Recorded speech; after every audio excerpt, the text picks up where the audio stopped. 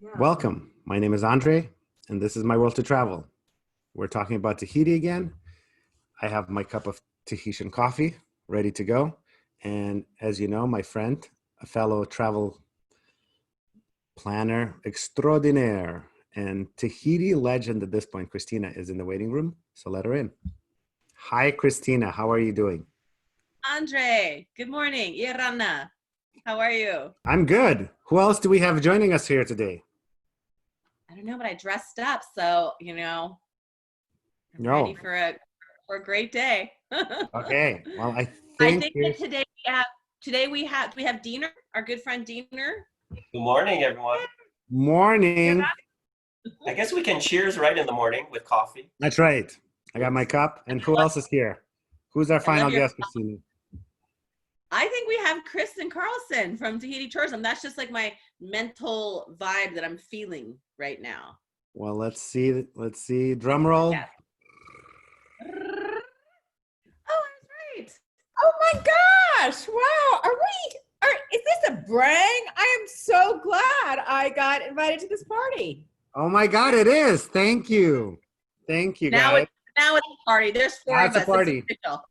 Okay, and how appropriate. I have a mug from the Marquesas. Who knew? Oh, I love that. I love that. It reminds me of the tattoos. It reminds me of just the beautiful artwork in the Marquesas archipelago. Welcome everybody. Yay. Welcome. So, guys, this is another amazing episode about Tahiti, the amazing destination for planning during COVID or after COVID is not here and thinking about it now. It has a lot of positive features that we've covered in previous episodes, such as the social distancing, the natural beauty, the value that are out there is unreal. The support that the government has put behind your own investment into the destinations, the test procedures with the pre-tests and the post-tests, and just, food, culture, everything. It's definitely destinations that you should have on the list, and it's not just a bucket list item. On this episode today, we're going to be talking about the fact and fictions, kind of like some of the misconceptions that me and Christina get all the time. And hopefully with this episode, you'll learn a little something, and the destination will hopefully be much closer and much higher in your list of places to go. Now, before we get into the nitty gritty, we always have to start the same way. We gotta, start with our stories of how Tahiti came into our lives. Would you like to start? Well, thank you, Andrey. It's always good to see you, and it's always great when we get to talk about the islands of Tahiti, especially now opened for Americans to travel very responsibly, very thoughtful way. So I'm really excited to be able to send people there and hopefully go there myself soon. But one thing I just want to say is Maeva is, correct me if I'm saying that wrong, but I believe that's welcome in Tahitian. And I think right now the islands of Tahiti are welcoming folks, and it's good to feel welcomed right now during these challenging times. The feeling I have when I go to a hotel or a different island, there's always a different feeling of welcoming, and everybody has their own different ritual. And I bet you had one that you enjoyed as well, Andrey. My personal favorite is being welcomed at the dock upon arrival with a beautiful Tahitian, and a beautiful big conch shell. I think I'm pronouncing that right. And they blow into the conch shell, and that sound welcomes you. It echoes, it reverberates against the island's blue lagoons, and it just settles your nerves and calms your spirit. That welcoming is what you feel when you arrive at that specific place. But like I said, each hotel and each island has its own way of welcoming you. But in general, all 118 islands in the archipelagos of the islands of Tahiti, they're ready to welcome us. So Maeva, that's the reopening story for me. That's right. Deaner, what about you? Well, I have a confession. Born and raised Hawaii, never thought in my mind that I'd want to go to another island destination just because I thought I grew up on an island. Why would I go to another island? And how foolish was I? Because when I was sent for work, you just get blown away by the people, by the culture, by the food.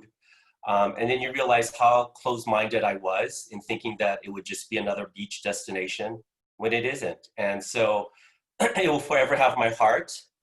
And talk about Tahitian pearls. Come on, who doesn't like Tahitian pearls? So yeah, I've been forever changed just because that whole experience for me. And of course, I was fortunate enough to stay at the St. Regis Bora Bora. So the experience was a little heightened, but nonetheless.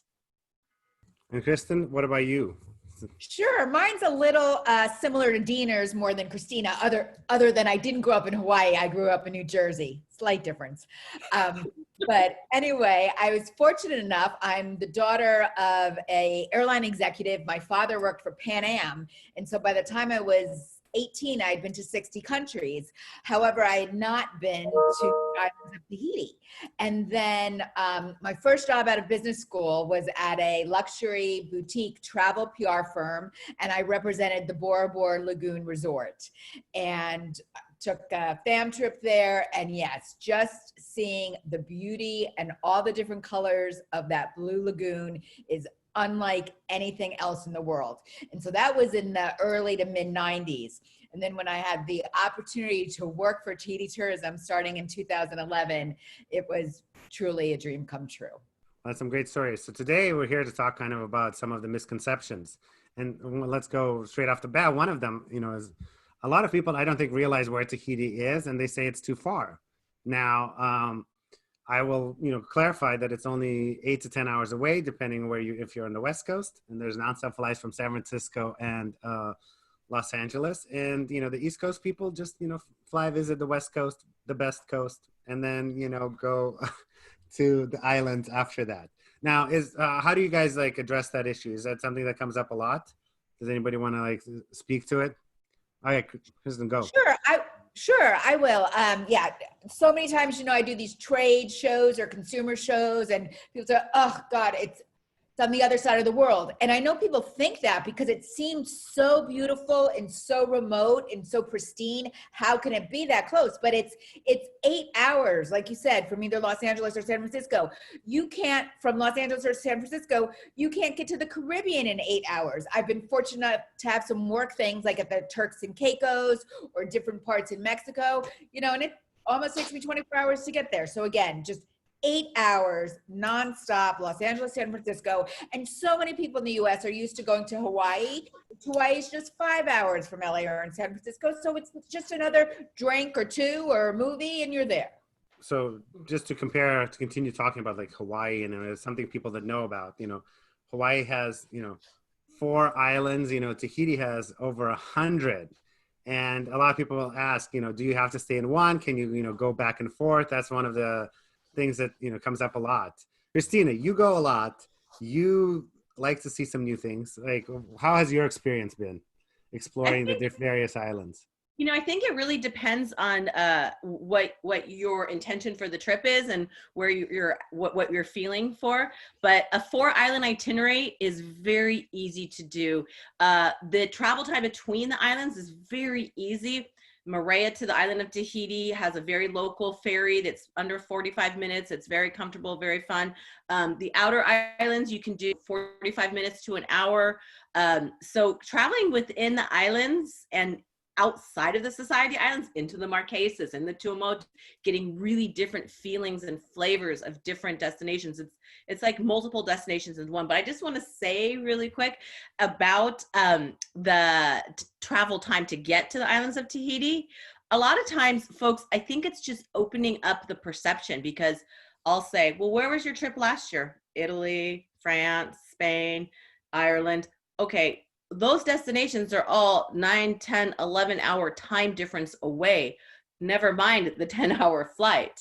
Once your feet are on the ground in the sand in the islands of Tahiti, it's a 2 or 3 hour time difference from the West Coast.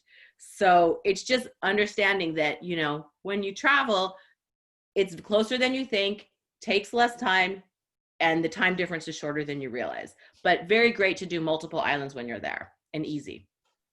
I think I want to add too, though. Yeah. I think regarding how many islands you do or what you do, it depends on how long you're going to be in destination. Oftentimes, even when people go to Hawaii and Tahiti, if it's less than 7 nights, I always say, the packing and unpacking in between, your flights or your boat trips takes up a lot of time. And sometimes that decreases your in-destination experience. So I think people really have to consider how long they're going to be in destination and what kind of activities do they want. Do they want to be mellow? Do they want some nightlife, to whatever it is. So I think there's got to be a balance. That's kind of my thought on that. Yeah, and okay. And speaking of Pan Am, when you brought up Pan Am, we think of the small, like I don't know, the dressed up people, the luxury touches, the glory days of travel. Now, in Yes. terms of Tahiti and the luxury sections, and Deaner, you mentioned how was your experience at the St. Regis? What are some of the touches that you were like, oh man, that's nice to see? Well, I think what the St. Regis is known for, I think above and beyond the other resorts, which are fabulous, by the way, because I saw many of them, is that we do offer butler service. And so no matter what room category you book into, everyone has access to those butlers where they come and iron your clothes, they bring in your morning refreshments. We have changed some protocols moving forward just because of the COVID issues. But I think it's that bespoke experience that you get at the St. Regis that kind of separates us from all the other luxury properties within the islands.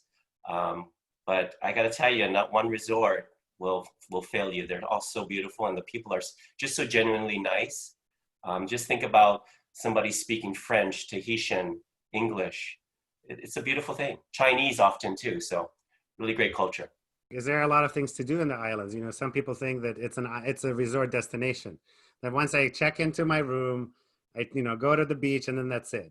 But more and more people want to go exploring or meet the locals. Is it a welcoming culture? Go for it. Yeah.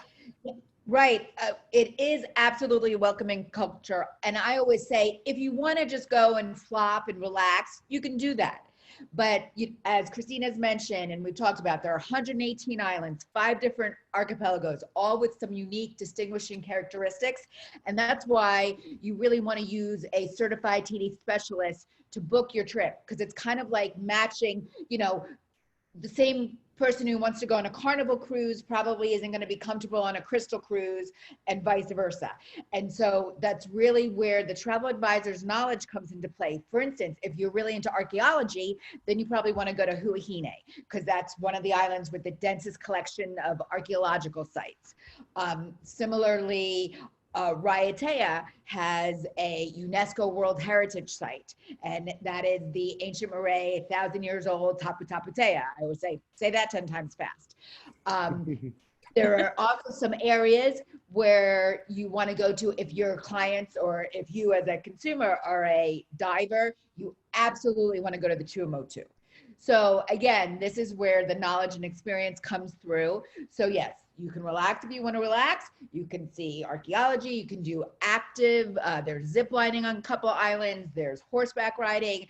Of course, there's anything and everything you can do in the water. There's skydiving. There are a few museums on the island of Tahiti. So lots to do. Go for it. And all the resorts offer great activities on property too. So, beyond what she just talked about, you could do arts and crafts on property. There's fish experiences, diving experiences, just right off of each property. So, boundless opportunities. I gotta say, yeah, I was watching the Tahiti tourism videos that came out. One of them, our guide was in there, and I was like, yeah, that's a good. He showed us all the sites, and also I will say this from doing a few activities: the passion that the people have for the island, and also a lot of them also have a passion for the planet. They're not just concerned about their own little home, and they're all, because they're like, we realize that this is a precious things. They have amazing folk tales about, the islands and how they were created, but they also care about this, the planet as a whole surviving and are all living, together. I think that's a great point. Thanks for reminding us. And what Deaner was saying also about local culture and fusion, it's really beautiful because it's a place where if you want to, like we said, stay in the resort, toes in the sand, get your hinano or whatever you want to eat and drink, you're fine. Nothing's wrong with that. It's fantastic. But if you want to get off property, rent a bike, the entire perimeter of Bora Bora. I think it was less than 2 hours I did it, and the entire time people were waving. People want to get out and see the destination, and it's very welcoming. It has a real feeling of, you're getting this French vibe, and you have the Tahitian background and the Asian influence. So it's really a beautiful fusion, and it's a very welcoming, so that you're not feeling that, oh, I'm gonna basically it's all about choice. If you want to do a lot, you can do a lot. If you want to engage with locals, I mean, what you were talking about, Andrey, I mean, some of my favorite experiences are Heimato, you're on a first name basis with the guides, and when this destination, Kristin, you can correct me if I'm wrong, I think it's about 200,000 visitors in 2019. So with that, you have a lot of space, you have a lot of expanse of beaches, and privacy is really paramount to luxury, is what we were talking about earlier. So the social distancing is inherent in the destination as well. To kind of continue that, you don't have to be a fan of, French culture, because it is, French Polynesia, there's other cultures there, like Christina mentioned. And it is true. It's a very diverse mix. Sorry about it. Yeah, go for it. Sure. Well, this concept that Christina's kind of talking about, and then you too, Andrey, right there, we actually have a word for it. It's called mana. And Deaner can tell us from Hawaii, because it's a Polynesian feeling, but it's kind of this intangible feeling or spirit that connects all living things in the islands of Tahiti. And it means different things to different people.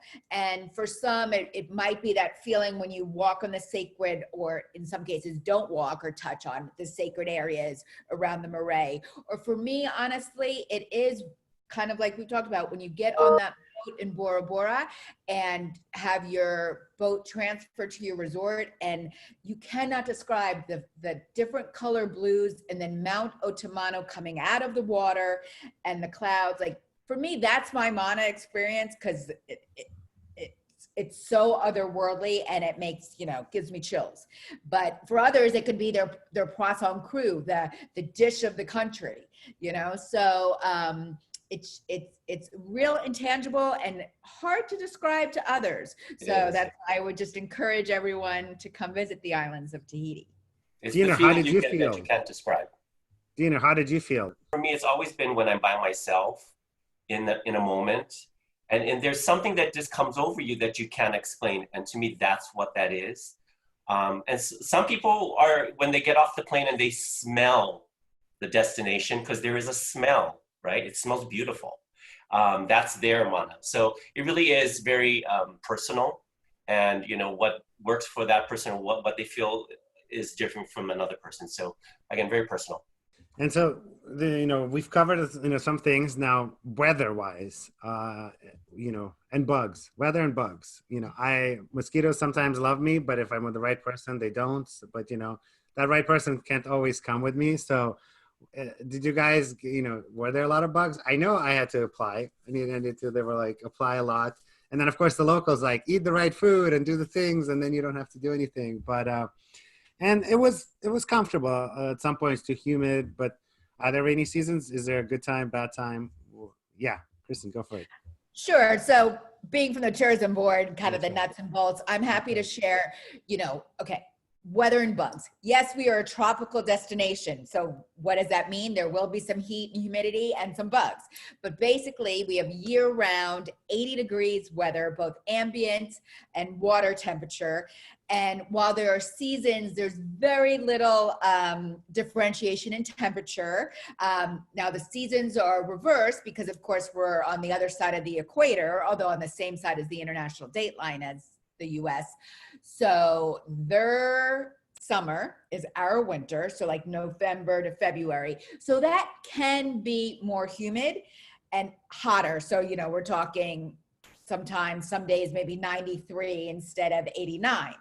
Now, that said, years ago, people used to say, oh yeah, rainy season, December through February.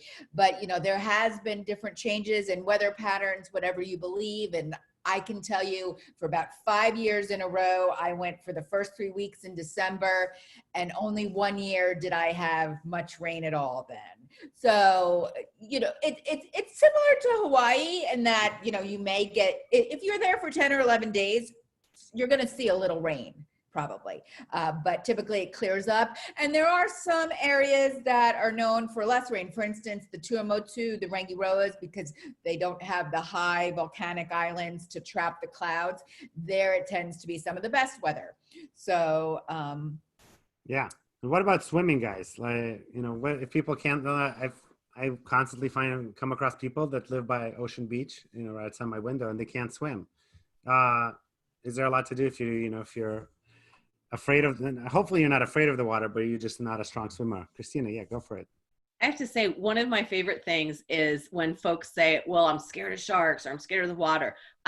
I'm with you, Andrey. There's no way I'm going to get an Ocean Beach here, but I will scuba dive in the islands of Tahiti. And I've had folks that were so scared of the water, they ended up getting in the water. And it's not a heavy push. It's more like you're on the lagoon, on the outrigger with the local guides. If you don't want to go into the water, you can see the fish, the sharks, the rays, because the water is so clear from your boat, and take awesome pictures. Call it a day, that's fine. But 9 times out of 10, when you're with that person, like I said, you don't push them. You don't want anyone to feel uncomfortable. But if they get in the boat and they see everyone else in the water, they're going to get in, because it's just so inviting. And it's so, like I say, I like to swim in pools. I don't like lakes, but I will swim in the lagoons of Tahiti because it's so safe. It's almost like a bathtub, Oh, I see. So you want that clear water. Yeah, Deaner, what's up? Well, and I hate to keep going back to the resorts, but many of the resorts have private lagoons where the water the currents aren't flowing in very strong. So the water is calm, oftentimes very shallow. So you could actually just wade in the water and be fine. But like Christina said, if you are a little nervous, right? The Overwater Bungalows have the glass bottoms. From your bungalow, you can see the fish. While you're dining at the restaurant, you see the fish and the sharks and the mantas coming in. So it really depends on one's comfort zone and comfort level. But I think when people are there, they realize that depending on where the resort sits or where they're at, the currents aren't terribly strong. And of course, it depends on time of year and the time of the day. But oftentimes when I went out swimming, things were fine. But again, I was kind of raised in the water, so I have a different feel of that. And in terms of kind of just like, the farm to table movement, the eco movement, like what is the Tahiti stance on it? Sure. Well, Christina mentioned before, or maybe even Andrey, you did, about a lot of the spirit. It is very eco-friendly. I mean, of course, we have really some resorts at the forefront of sustainability and getting the LEED Platinum certification, such as the Brando or the seawater air conditioning at the Intercontinental Thalasso as well. There are so many wildlife rehabilitation centers, be that turtle, dolphins, sharks. Actually, it's the largest shark sanctuary in the world. There's something like, I should know this. I want to say like 200,000 miles. I'll look it up. Of where the sharks are protected. And yes, so we're in the middle of the South Pacific. So a lot does have to be imported. And that is why some prices sometimes on certain objects can be more expensive than they would be if you were having it in Columbus, Ohio, your hamburger, for example. But yes, there is an emphasis on what's called made in Whenua. Whenua means from the land, from the place there. And so that you're going to have such incredible fish and seafood and produce and root vegetables. And I don't think we've talked about one of the quintessential excursions, which is a shark and ray encounter, lagoon snorkeling, and motu picnic. And so it's a day you're going to go to 3 or 4 different snorkeling spots. You're going to be with the friendly reef sharks, the little fuzzy puppies in the water, the rays, and then you'll go to your own private motu, own private island, and you will have this feast that your skipper, who probably is playing the ukulele and earlier in the day caught the fish, is putting on the grill. And you're going to have chicken teriyaki and beef teriyaki and poisson cru, which we can talk about, and roasted vegetables and pano coco, bread made with coconut milk. And you see them crack open the coconut and squeeze the juice out. So yes, they are very, very connected to the earth and the water. Yeah, I had that experience, and the thing you're forgetting, you're also having a plate out of a leaf You're also Absolutely. sitting in the water and the fish are swimming against you to the point that you're like, they don't really care. And then you try to catch them, but just for fun. And then they swim away.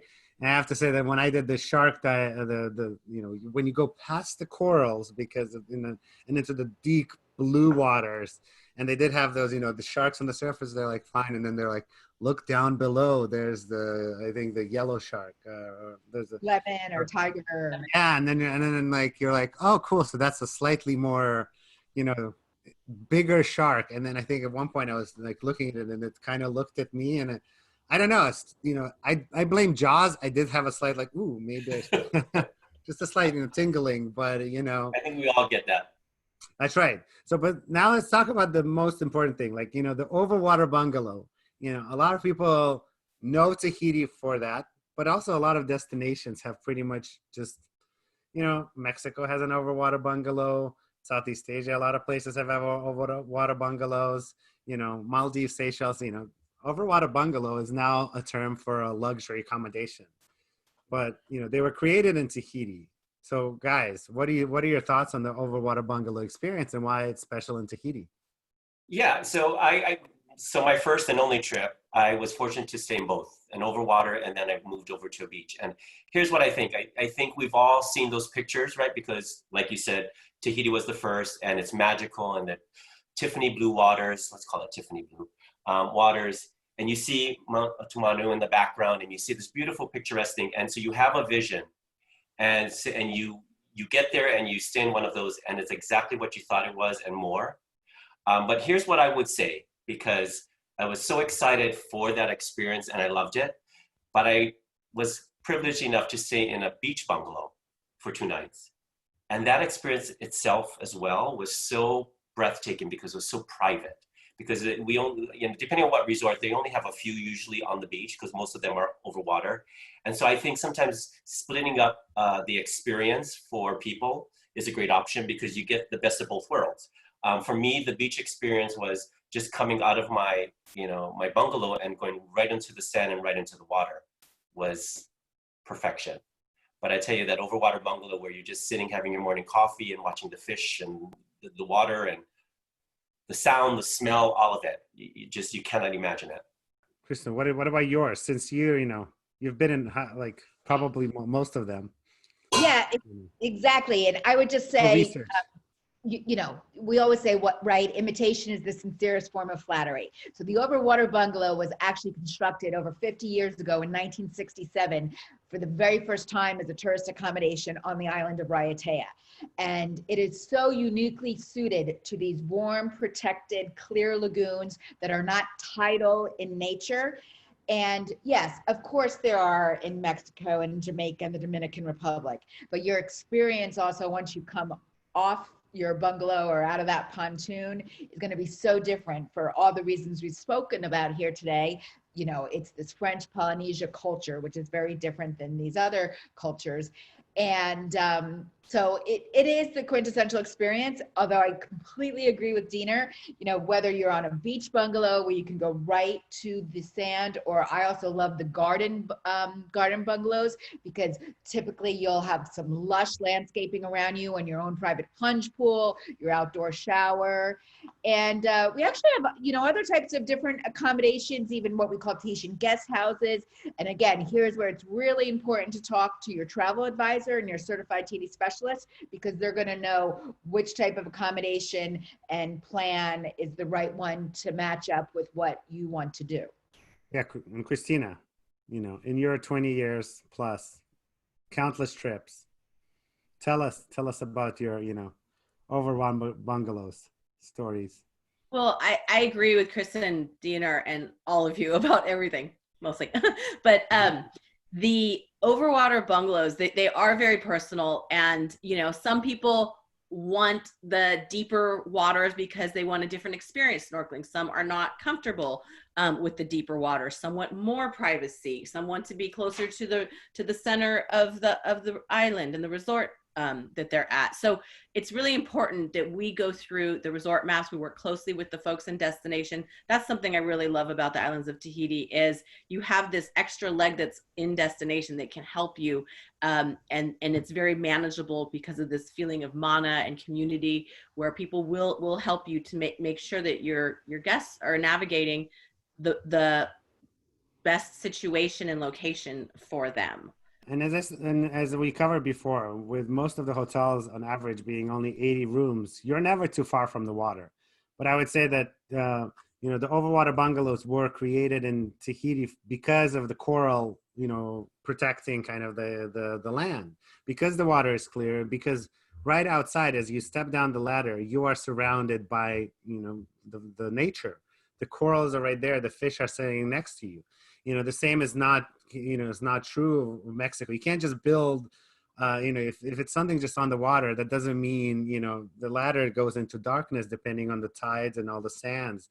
It was created with a purpose to get you closer to nature, which is not true into some of these other destinations. And it's a nonstop flight away. Kristin, what do you have to add? Yeah, go for it. Sure, this might be going a little off topic, but right there where you mentioned about the 80 rooms max and how you just walk out to the water, that makes me realize just what a great destination we are right now in this time in the world where people want to be outside and have the open air. There's almost no hotel in the Islands of Tahiti that I can think of that has a closed corridor. Everything is open. And again, just in terms of space and not being crowded, I always, people make fun of me. I use the same little tidbits all the time, but it's important to note the Islands of Tahiti get as many visitors in an entire year as the islands of Hawaii do in 1 week. And also there are actually more hotel rooms at the MGM Grand Las Vegas than there are in all 118 islands and atolls in the Islands of Tahiti. And then when you said like you could just walk and be right there in the water with the fish, I mean, no matter what hotel room or bungalow you are in the Islands of Tahiti, you are closer to the water and fish than if you go to Las Vegas than you are to the gym. Before, pre-COVID in the States, everyone's like, Tahiti is a honeymoon destination. And a lot of that had to do also with the price. They look at it as a luxury destination. They look at it as a bucket list. And a lot of it is also because they think that it's going to be a large sum of money. Now, an expensive luxury destinations. Now, is that fact? Is that fiction? What do you guys say to people like that? Yeah, go ahead. I would like to say that the fact is it's never been more accessible than ever. And working with Andrey and myself, the airlines, the hotels have all come together with really amazing promotions. And let's face it, maybe you're ready to jump on a plane today and that's wonderful. Maybe you're not, but it's not too early to dream about Tahiti. And if you dream now, we plant the seed now, then what we can do is take advantage of the third night free, the complimentary dinners, the amazing airfares, all of the price protection. I mean, I've never seen a destination come together and be able to, across the board, offer protection of your investment should you not be able to travel and move it forward to next year. So there's really never been a better time to think about and start dreaming about planning a trip to the Islands of Tahiti. Yeah, Deaner, are you looking to come back? Yeah, here's the thing too, right? No matter what destination anybody picks, it can be expensive. And it is what it is. It really is what it is, right? If you go to Paris, it's expensive. If you go to Portugal, it can be expensive. If you go to Hawaii, it can be expensive. All of those things, everywhere you go, it can be expensive. But like Kristin had touched on earlier, right? If the food can't be produced in destination, it has to be brought in. That adds a cost to the food. So food can be a little bit more expensive. But you can run the gamut from accommodations from lower, more affordable to ultra luxury. There's some boat options that people can use. I mean, so it really does run the gamut. So it does drive me crazy sometimes when that's the go-to answer, that it's too expensive. That's why we don't even think about going. That's foolish, right? I mean, yeah. If you really thought that way, you wouldn't go anywhere in the world. So I think it's just a really big misperception about the destination in itself. Kristin, what do you have to add from the, Yeah, well, right before I joined this brang, I answered a work call and somebody said, oh, I heard Bora Bora was the most expensive island. And it's the same thing. It's like, people say, oh, let me think of a good example here. I already used Columbus, Ohio. Let's say Boston. Oh no, that's not a good one. I don't know. Okay, Chicago versus New York. Well, you could stay at a Holiday Inn Express in Manhattan, and it's going to be less expensive than the Peninsula in Chicago. So it's the same thing. Like Bora Bora, you could stay at one of the Tahitian guest houses I discussed, or one of the other accommodations that Christina says, pay 3 nights, get 2 nights free. And again, this is why you want to talk to the Tahiti specialist and work with them to get the value add and the amenities. Many are part of a consortia where they get some extra rates. People have this misconception like, oh, if I go online and go and do this, I'm going to get the best price. But these other companies and advisors such as yourselves do such volume with these and are so important to all the stakeholders in the destination that they're the ones who get the free upgrades and the amenities. So exactly, it runs the gamut, and there are lots of different options. Deaner mentioned boats, there's cruise ships, there's yachts, there's ferries, there's rentals, villa rentals, there's Airbnb type places. Yeah, sure. People can make it happen. We can make magic happen. We're coming to our final few questions, but I do want to just remind people that, Tahiti, the destination itself, is open and it's accepting people. 72-hour test is required, and it's mandatory. You will be denied boarding if you don't have a negative test. And that means if you're leaving on a Friday night, you need to have the test at least on a Tuesday, taken on a Tuesday for the results to be valid. And then already, since it started, the double test already has shown to be very useful. Since when you arrive in the destination, 4 days later, you have to administer a self-test that you either check into your hotel or a local hospital facility. There's videos we will share where you can watch about that, but that's kind of how the destination is preventing COVID from being in destination, and they're COVID ready, they're not COVID free. Absolutely. And for all of this, you mentioned the testing requirements. Yeah. People can go to TahitiTourism.com. That's Tahiti Tourism with an E at the end of tourism. And that's where we have all the specifics. Okay. And one more thing is that we mentioned a little bit, but me and Christina are Tahiti, Tiare specialists, but also we're here to promote travel professionals, not just us, all the travel professionals out there. I think travel, especially after COVID, if you're not using a travel professional, you're really risking it. And we're a WhatsApp message, an email message, sometimes even, knock on the door. Hey, I have this. Can you help me out away? So how about you guys? Do you have like a quick, anecdote of why you enjoy, working with travel professionals? Let's just kind of bring it back to the pandemic and what's going on right now. It's such a fluid situation. And for every destination and for every resort even, the protocol could be very different. And to try and decipher that out on your own is chaotic. But coming to a travel specialist just makes it easier because you guys are specialists, right? You know the ins and outs of the destination, what is required, what paperwork will be required, if testing is required, all of the above. So it just makes much more sense. And like Kristin had mentioned earlier, you guys have access to our promotions, our added values, all sorts of things, amenities, all of it. So it behooves someone not to even at least speak to a specialist, because I just think it kind of helps you focus on what kind of experience you want, which you folks can tailor to them. So that's kind of why I use a specialist. That's right. And what about the tourism board? What is their kind of like view on? Yeah. Absolutely. I mean, obviously, so much of our business comes through the trade, and I really do want people to use the travel advisors and the tour operators because there's so much to do and explore. And I'm afraid that if you just do it on your own, you may just end up with one flight and one hotel and be there. And again, that's fine. If all you want to do is go to one resort and veg for 10 days, knock yourself out, no judgment. But really to experience and have these opportunities to interact with the locals and know, oh, this dish at this restaurant, oh, this bungalow has the best view because you can see the sunset here. That kind of knowledge you just can't find on your own. And so now the most important thing also is that traveling, like we're all in the travel business. We all have a passion. We're all here sharing our knowledge so that people can dream, plan, and just get excited, maybe have a, bright 45 minutes in their day, listening to us talk about Tahiti.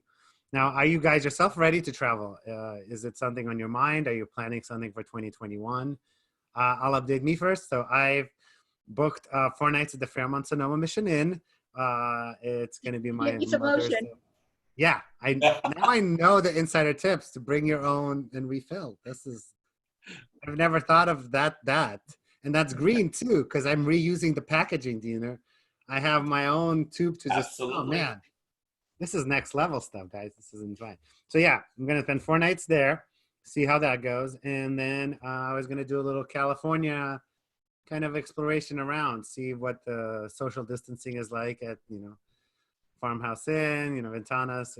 We have a lot of amazing resorts because, we live in a great place. And then check those out. And after seeing how that goes, who knows? Planning, my 40th was canceled, so maybe a big trip late 2020, probably 2021. Christina, what about you? My kind of longer term goal is to go in May to Italy for the Fava e Formaggio Festival, which is Bean and Cheese Festival. It's a lot more fun than that sounds. Don't sit next to her on the plane coming That's right. back.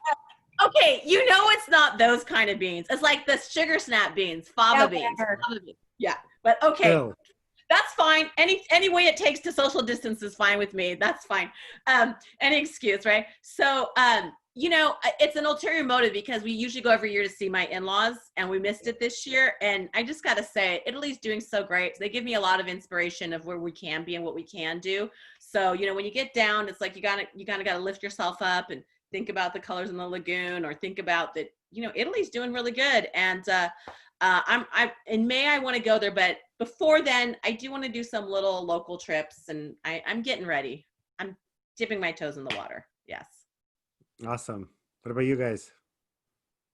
Me, well, I have an older parent, so it's twofold. I mean, I'm actually willing to get on a plane to go to Hawaii to see my dad, but my dad's 85, and so God forbid something happens from the time I get on the plane to when I see him, and I perhaps have the virus and give it to my father. So even as much as I'm ready to get on the plane, I still have to be cautious about my motives to why I want to go see my dad, right? So I just think right now for me, I'll probably just stay local, and perhaps we may do a road trip, not cross country, but mid country, and kind of see more of the US domestic, but we'll see. That's right. Kristin, what about you? Sure. Well, this is crazy that I have not been on a plane since March, because I, like all of us, am usually always on a plane. It's insane. But my first plane trip is in 2 weeks, 2.5 weeks. I'm going to North Carolina, family trip. We're going to COVID test before, basically stay on a beach house. Now, my stepdad is going to be 90, so I'm with you, Deaner. And all of that. So we have some precautions in place. So that's August. September, I really hope to go to Tahiti. I would have gone this month, but because of some other work things and whatever. So I had a vacation with my boyfriend that was scheduled for early June in Tahiti. That was, we couldn't go. So hopefully I will do a vacation to Tiki How and Maeva in September, and I may even have a business trip to Tahiti in October. And I'm ready soon. I mean, I'll use precautions, but I'm dying. Me too.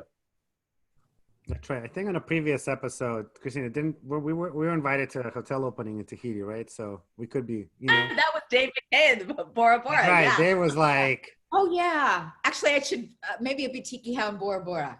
that's what I'm saying. So who knows, guys, with enough wine, we may make, we may get all right. Well, except the last time my boyfriend went, and Christina was part of that trip, there were 27 of us because it was celebrating my 50th. And I promised him this time it'd just be the 2 of us. So yeah, you guys. Oh, he's earned it. He's earned it. That's a good reason. Yeah. Well, guys, this was great. I hope you enjoyed it. I thought it was informative and great. You guys were awesome.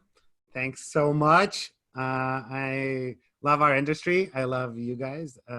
This is why I decided to, create some place where travel professionals can, show their knowledge and share their wealth, and awesome, show the world how awesome we are and how everyone in travel is just amazing. We love to help people. We love to travel, and we love the world. Like this is it.